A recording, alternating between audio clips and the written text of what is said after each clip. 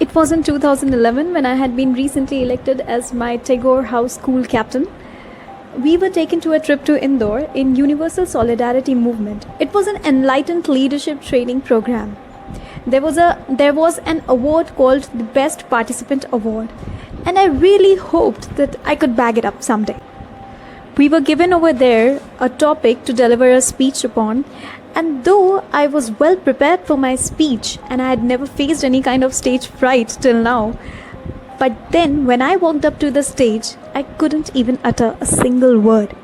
I was standing there, panic stricken, absolutely clueless as what's the next point or what's the next sentence that I'm going to say. I was completely blank, nervous, sweating.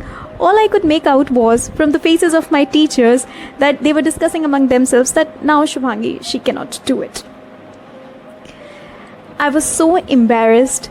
I was completely down and demoralized within myself, and I never thought I could ever face the audience ever again. However, on the final day of our Enlightened Leadership Training program, it was I who won the Best Participant Award. There were only 2 prizes over there, the quiz competition and the Best Participant Award, and both the prizes were belonging to me. The reason why I narrated this story is because I know, I understand, I can feel and I relate with those students who actually experience communication problem. I understand the psychology of those students who have this problem in communicating properly, effectively, and fluently in any language. Hello everyone, my name is Shubhangi Desaiwal and I am from Moradabad. I am daughter of these laborious and disciplined parents and sister of these talented siblings. I am a postgraduate in commerce from Hindu College, Moradabad, and currently pursuing B.Ed final year from Gokuldas Hindu Girls College, Moradabad. The best part about my B.Ed is that I get to study all those subjects professionally which I feel are really important in one's life to at least have a basic knowledge regarding. It is psychology, some important parts of sociology, and the most neglected subject, gender studies. Gender studies is never taught to us, whether in primary or middle school or in high school, unless one specifically opts for it in graduation. Thus, I call B.Ed as a complete awareness approach to read the minds of my students. I am convent educated from St. Mary's Convent, Allahabad, ICSC board. Thus, one thing that our teachers were really very particular about was regarding our communication skills and our effective English speaking skills. Special emphasis was laid on our correct pronunciations, intonations, voice modulation, the stress and the pause regarding reading and everything. We were made to understand the LSRW skills: listening, speaking, reading, writing. When one cannot listen properly, how will one speak properly? And when one knows how to read properly, he will know how to write it properly as well. We were taught the meaning of various words by digging deep into their etymology, the roots, which helped us in understanding and deciphering the meaning of the words which were new to us, which were unknown to us.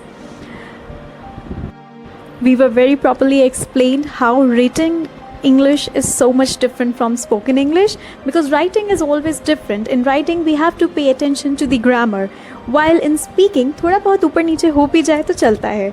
उदाहरण के तौर पर जैसे हम हिंदी में ही बोलते हैं, मैं बाहर जा रहा हूँ, बाहर नहीं, बाहर होता है, बाहर नहीं.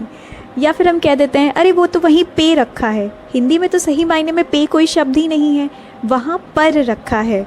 या फिर मैंने कह दिया ये तो मुझे बहुत अच्छा लगता है, बहुत नहीं बहुत होता है.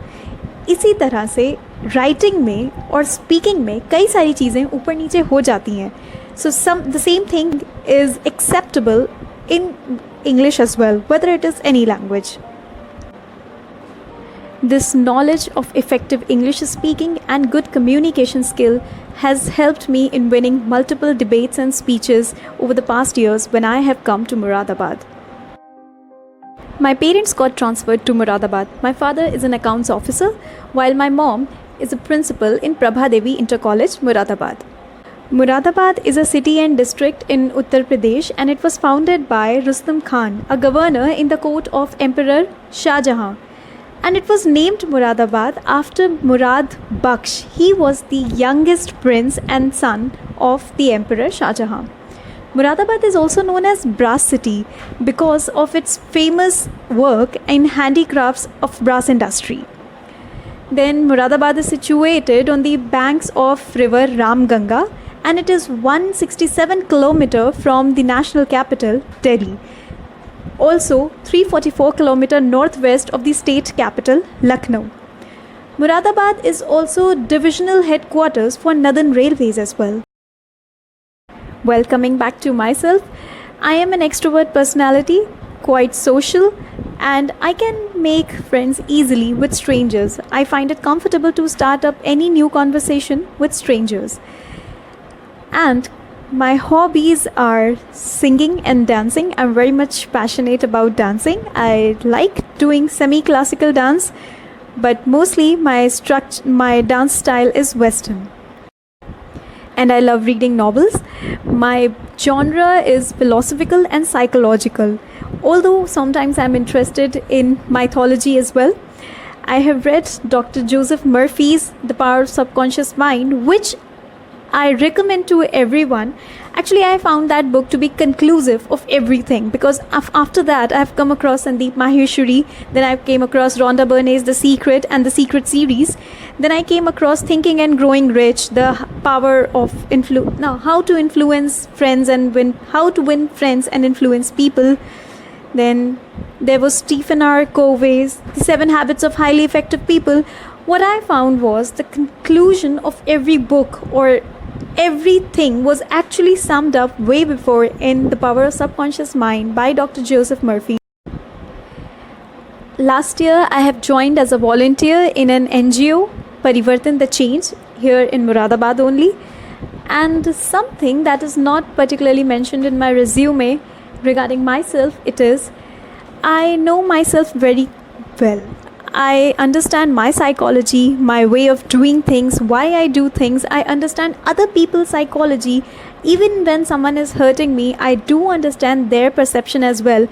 But I am smart enough to conclude in the end that it is my life and this is how I am supposed to be reacting in some particular situation.